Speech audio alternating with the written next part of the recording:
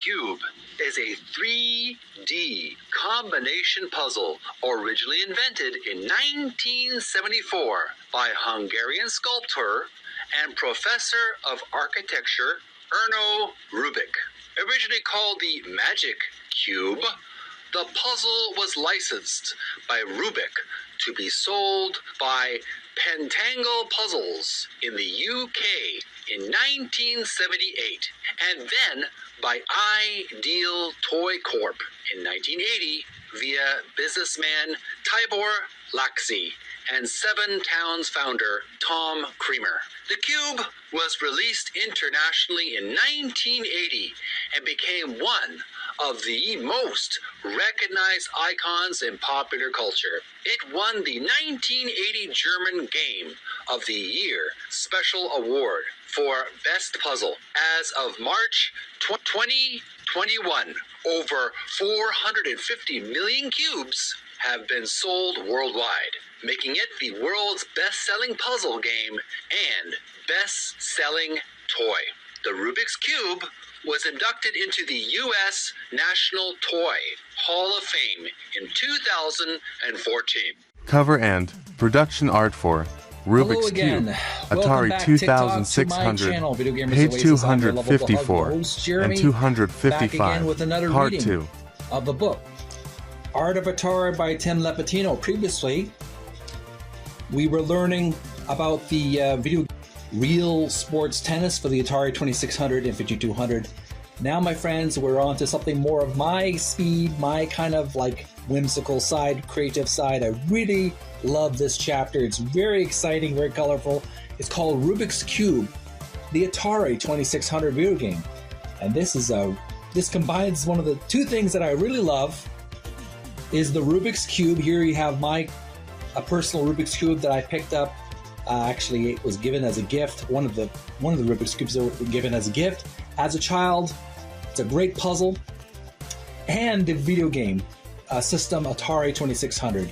Great combination, folks. We're going to learn about a really interesting video game, the Rubik's Cube for the Atari 2600. But there's a lot of content on this page here. This is the next page, actually. I've accidentally put it on the next page. Here, my friends, my bad. Here's the previous page that we were sort of looking at first. Rubik's Cube, page 254 and 255. We're going to look at after this chapter as part of the reading. We're going to look at the amazing artwork for the video game Rubik's Cube for the Atari 2600. Now, there's a lot of content we're going to look at. Now, first, let's learn about the video game itself. All right, this is page 254, Rubik's Cube. And here's an inflated image of the video game. Thumbnail, we're going to talk about the game thumbnail in just a little bit. Just let's learn about the history first.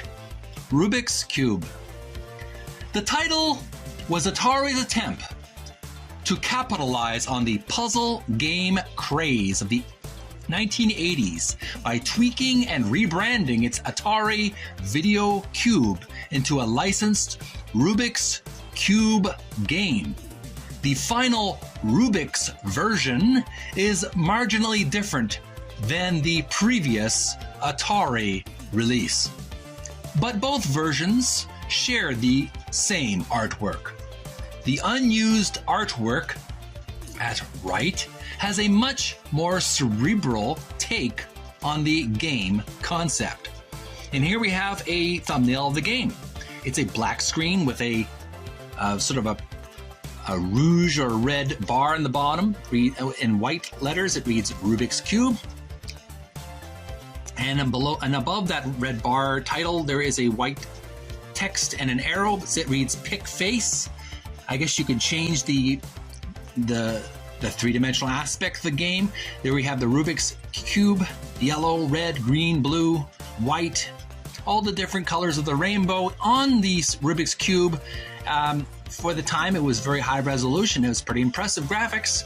You can move the cube around the game face. You can change the profile, see which side you want to look at and which one you want to adjust. I haven't played this game on the Atari 2600, but if you have played it, and you are a gaming channel on TikTok or YouTube, make sure to make some videos playing this Atari 2600 game. I will send some likes and love to your video and follow you because I do enjoy retro gaming history and watching people play this game. So make sure to make some videos if you have this game on your machine. On to the artwork. Okay, so we're moving on to the artwork on page 254. Description for this one reads, cover art for Rubik's Cube, Atari 2600. And there appears to be no artist listed on for this art, specifically, maybe the next page. But here we have a three-dimensional image, painting, illustration, poster art of the Rubik's Cube, and it looks like it's from the inside. They took a picture from the inside of the Rubik's Cube. There's pink, purple, white, green, orange, magenta, orange, and there appears to be a little green goblin or a green what do you call those Irish fairies, elves? Leprechaun. That's the word I'm looking for. He's some kind of sprite or some kind of mischievous little person, and he is no offense, I didn't mean to offend anybody, but he's a mischievous sprite. He's holding at one of the squares. He's green, and he's adjusting the puzzle, I guess. He has sort of like a old-fashioned Canadian or like a Santa Claus hat, you could say, a toque with a little ball dangling from the tip of the hat. Not very high resolution, but it's cute, and it gets the message across of what they're trying to say. It's basically, if you buy a Rubik's Cube, you're going to get a Rubik's Cube possessed by a fairy. Not, just a joke. Anyways, that is the main art we're going to look at on page 254. And the next page we have is 255. And we have a really nice graphic here of this gentleman. He has a cube, Rubik's Cube for a head. And the description, where is the description? Oh yes, the 254 from the previous page reads, unused cover art for Rubik's Cube, Atari 2600, artist Burrell Dickey. And here we have this gentleman with sunglasses and a navy and white shirt, could be wearing a business jacket, and he's in deep contemplation. He's got lightning bolts also on his shades, kind of a neat effect there.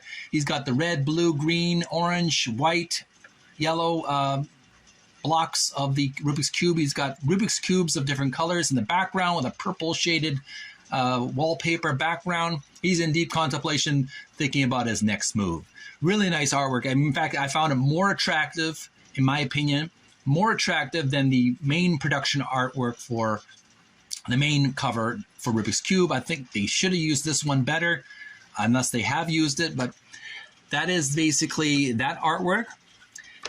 And here we have a close-up of one of the slides. Description artwork of this artwork reads, of course, unused cover art for Rubik's Cube, Atari 2600. And production, we looked at that previously. Now we're looking at the production artwork for Rubik's Cube manual screenshots. And basically we have some different snapshots of what appears to be like almost like a movie script or a movie slideshow. What's the word I'm looking for? A film strip. That's what I'm looking for. A film strip, pieces of it. Back in the old days, before we had digital video, we used to use film strips for watching movies. But it's also a photo strip. And here's figure 3, another shot of that image. Figure 3. There's different images of that film strip illustration. And they've basically showing different shots of the various positions of the cube. Of course, there's Pantone illustration, Pantone color descriptions. This illustration proof was made in 1984. Nothing much more to say. There's different something I did when I was taking graphic design courses. We had to do a lot of designing on the glass light table, a lot of different films and transparent paper and transparent plastics to take pictures on the illustration for designing, logo design, graphic design, but this was for the graphic design of the game box. And that, my friends, was that was the Rubik's Cube video game on page 254 and page 255. What'd you think about it? Did you enjoy it? Did you find it fascinating? And did you find the artwork stimulating, creatively stimulating, giving some creative ideas of your own? Leave your comments below. I did. I really enjoyed this artwork, and it was fascinating to learn about. And I'm your lovable, huggable host, Jeremy, wishing you a happy and successful week. Stay healthy, stay strong, stay physically fit. May you find peace within. And stay tuned next time. We're going to learn about Snoopy and the Red Baron for Atari 2600. The next page on page 256 and onward. Bye for now.